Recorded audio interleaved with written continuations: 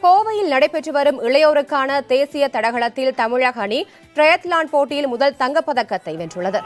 14 வயதுக்குட்பட்டவர்களுக்கான பிரிவில் நெல்லை மாவட்டத்தைச் சேர்ந்த கொலேஷியா என்ற வீராங்கனை இந்த பதக்கத்தை வென்றார். 100 மீட்டர் ஓட்டப்பந்தயம், குண்டு எறிதல், நீளம் தாண்டுதல் ஆகிய போட்டிகளை உள்ளடக்கிய ட்ரையத்லானில் 1577 புள்ளிகள் பெற்று தமிழக வீராங்கனை கொலேஷியா முதலிடம் பிடித்தார். 20 வயதுக்குட்பட்டவர்களுக்கான 100 மீட்டர் தடை தாண்டுதல் போட்டியில் தமிழக வீராங்கனை கனிமொழி வெள்ளிப்பதக்கம் வென்றார். 16 வயதுக்குட்பட்டோருக்கு தடை தாண்டுதல் போட்டியில் தமிழக வீராங்கனை தபிதா வெண்கலம் வென்றார். கோவையில் நடைபெற்று வரும் தேசிய அளவிலான தடகள போட்டியில் 25 மாநிலங்களைச் சேர்ந்த 2300 வீர வீராங்கனைகள் பங்கேற்றுள்ளனர். தமிழ்நாட்டுக்கு மெடல் நான் கோல்டு மெடல் வாங்கி கொடுக்குறதுல எனக்கு பெருமையாக இருக்குது. நான் இதான் ஃபஸ்ட் டைம் கோல்டு மெடலே வாங்கியிருக்கேன். இந்த நேஷ்னலில் மெடல் வாங்கியிருக்கேன்.